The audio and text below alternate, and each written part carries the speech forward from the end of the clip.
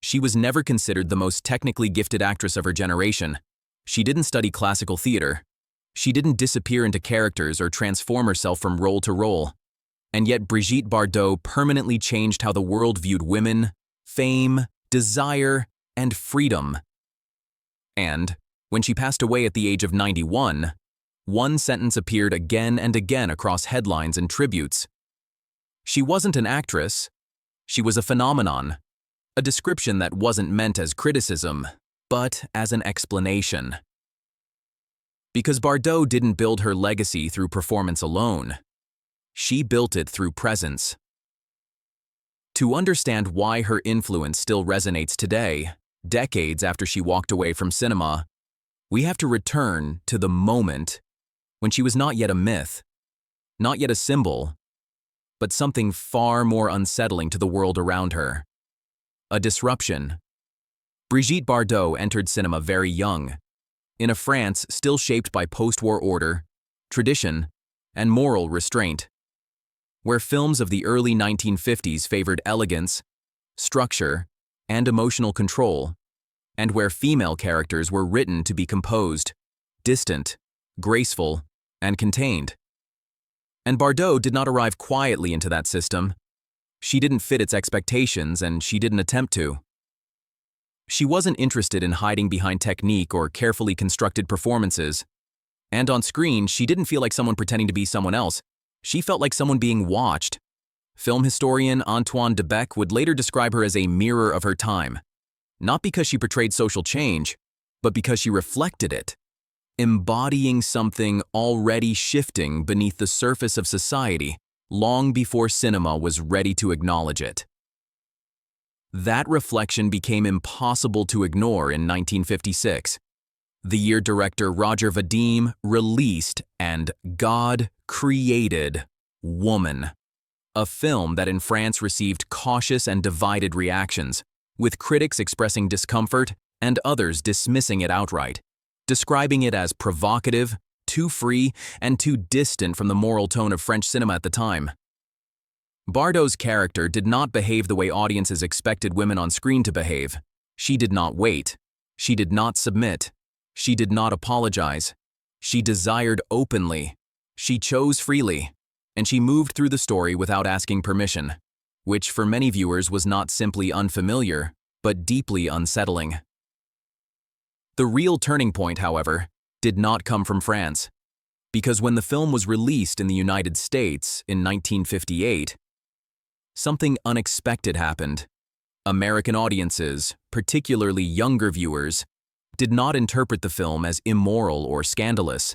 They interpreted it as modern. Brigitte Bardot was suddenly everywhere, discussed not only as an actress, but as a symbol, with media outlets framing her as a representation of a new kind of freedom, raw, instinctive, and unfiltered, and British newspapers famously describing her impact as the biggest cultural shock since the French Revolution. What had unsettled Europe captivated America, and that fascination traveled back across the Atlantic, so when And God Created Woman was re-released in France, the context had changed. Bardot returned not as a controversial figure, but as an international star. Her fame was not engineered by studios or critics. It was confirmed by the public, and yet almost immediately, a contradiction began to surface. Because by her mid-20s, Brigitte Bardot was one of the most recognizable women in the world. Her image circulated endlessly. Her name became shorthand for liberation. But behind that image, the reality was far more complicated. According to people close to her, Bardot never felt comfortable inside the film industry. She disliked rigid schedules, constant visibility, and the feeling that her identity was being shaped by expectations rather than choice. Because while cinema demanded presence, Bardot valued absence. What mattered most to her was control over her own life. Choosing who she loved, choosing where she lived, and choosing when she disappeared. Her home in Saint-Tropez, La Madrague, became more than a residence. It became a refuge, a place where she could exist without being observed. And later, her home in Bazoches served the same purpose, offering distance from cameras, noise, and interpretation. While audiences wanted more films, Bardot increasingly felt that cinema was taking something from her rather than giving it back. And that tension quietly built, film by film, until it reached a defining moment in 1963 when she agreed to appear in a project directed by Jean-Luc Godard, a film that would later be known as Le Mépris, or Contempt. A collaboration that would reveal more clearly than ever how Brigitte Bardot was seen by cinema itself. Because rather than asking her to become a character, the film would instead ask her to simply exist on screen as the world looked on, exposing a truth that neither Bardot nor the audience could ignore. A truth that would continue unfolding in the next chapter of her story. When Le Mépris was released, it quickly became clear that Jean-Luc Godard was not interested in reshaping Brigitte Bardot into something new.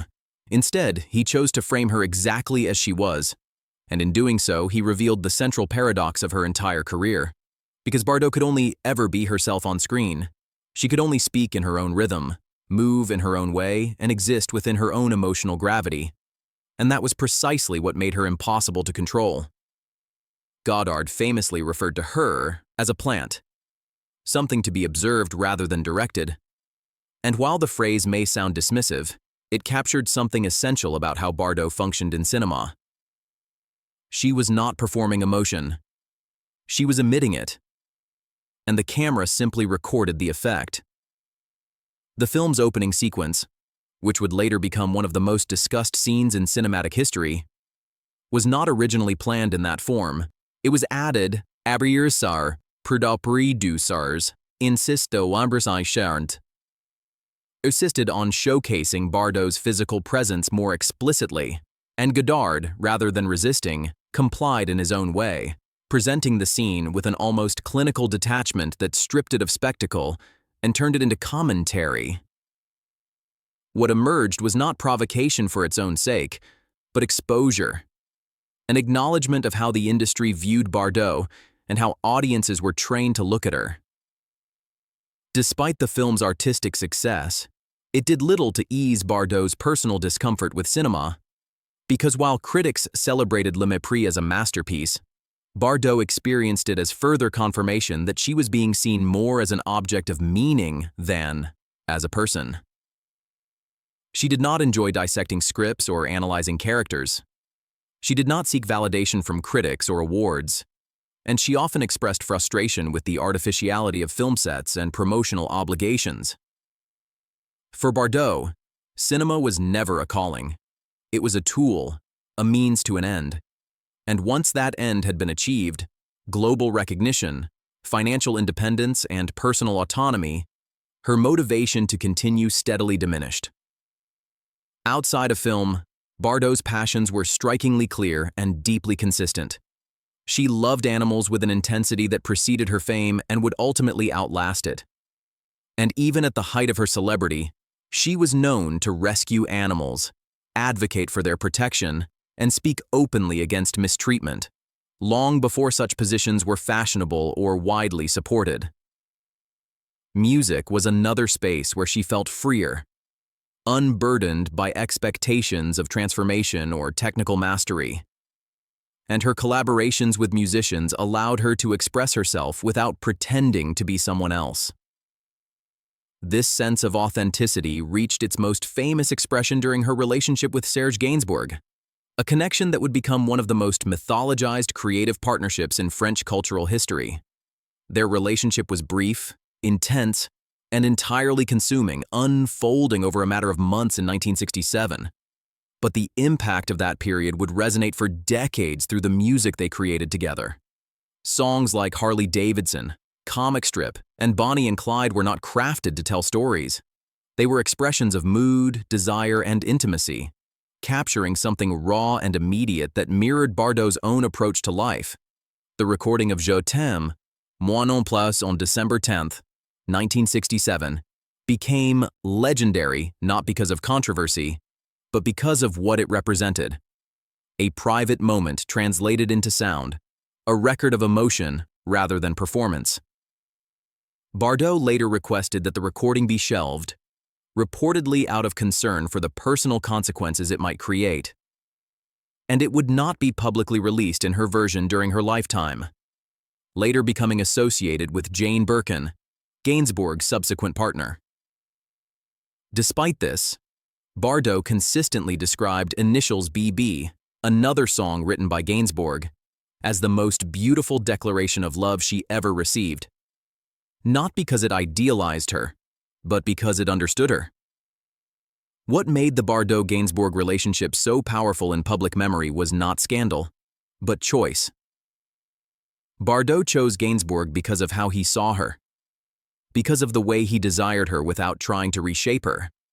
And in doing so, she once again defied convention, ignoring expectations, social norms, and external judgment.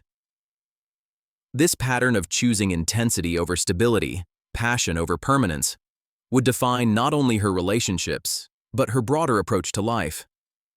And it was this very quality that made her simultaneously admired and misunderstood. By the early 1970s, the pressures of fame, the invasiveness of media attention, and her growing disillusionment with cinema reached a breaking point. And in 1973, at the age of just 39, Brigitte Bardot made a decision that shocked the industry.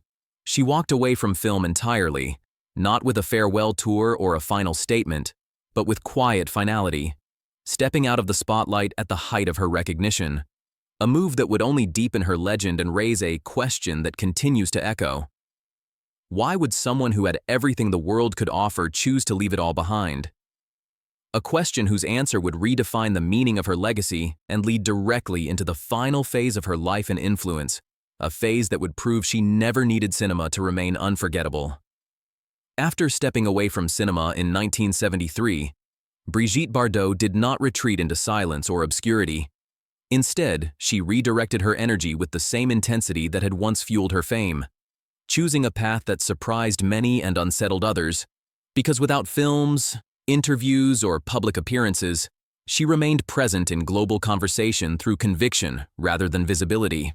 Bardot devoted herself almost entirely to animal rights advocacy, a cause that had quietly shaped her values long before the world knew her name, and she approached it not as a celebrity campaign but as a personal mission, investing her time, resources, and voice into protecting animals from cruelty and neglect.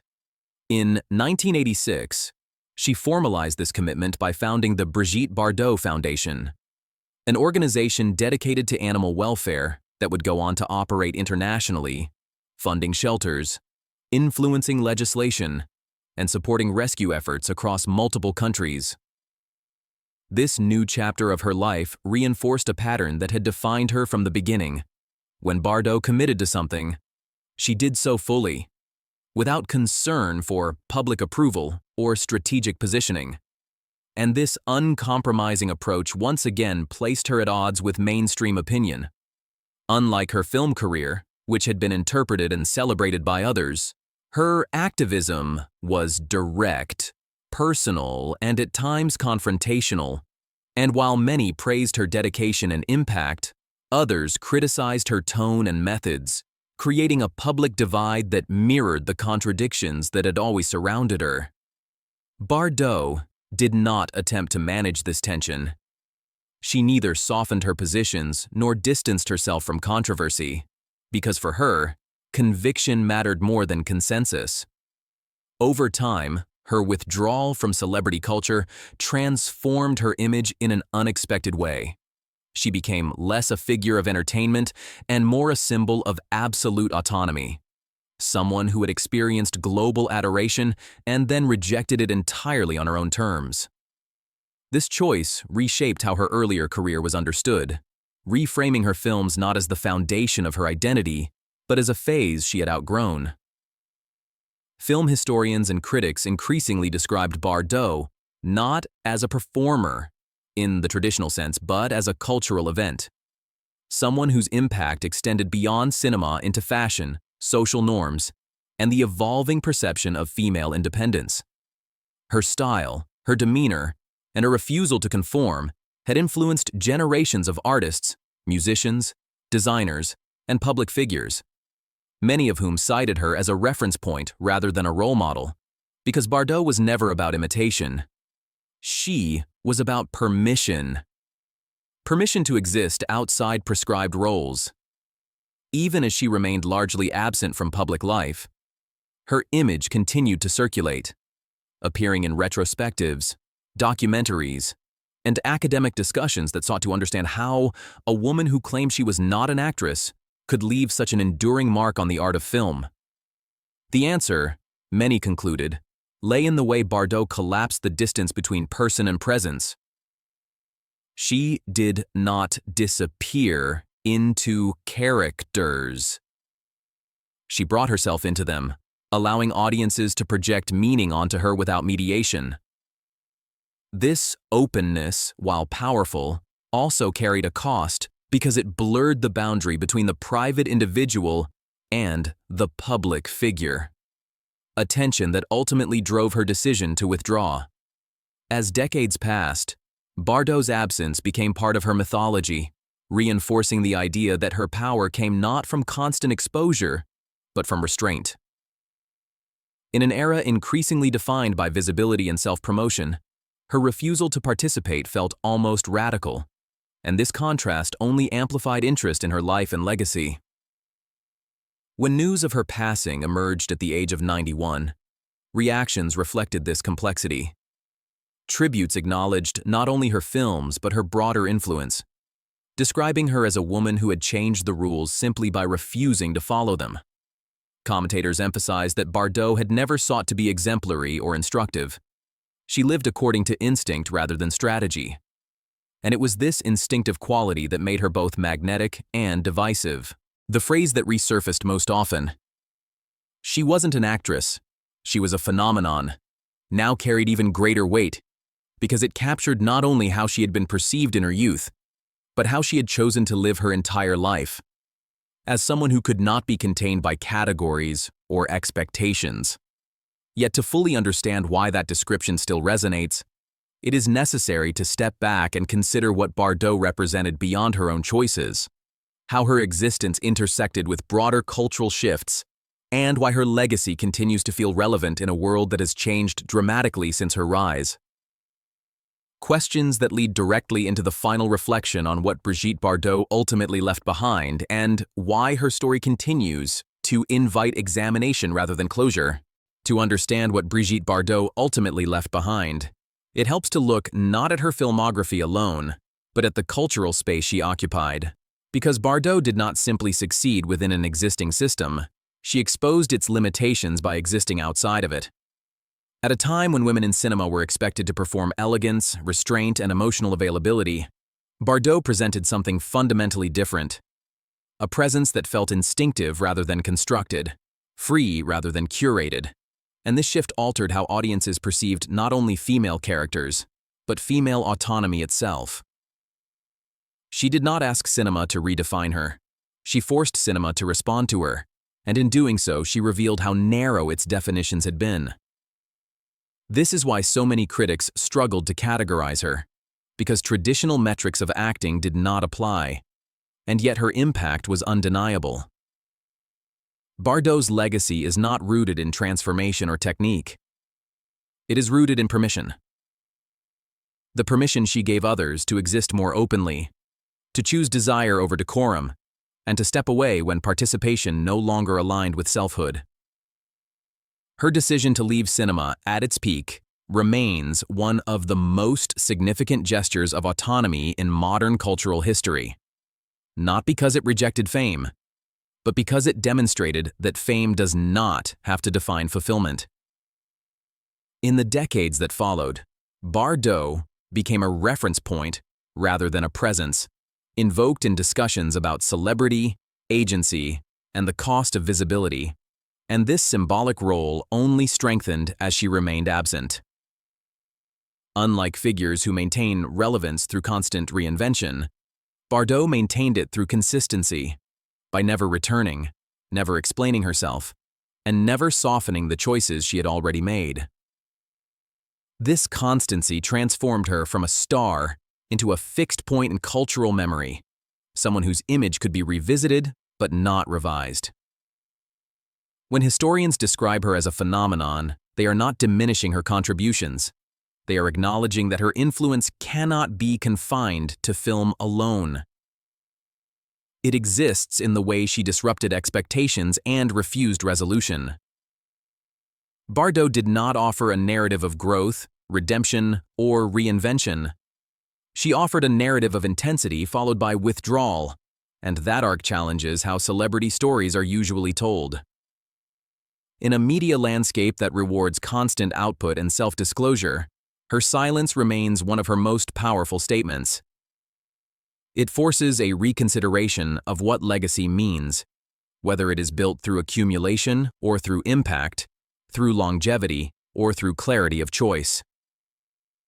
Bardot's life suggests that influence does not require permanence.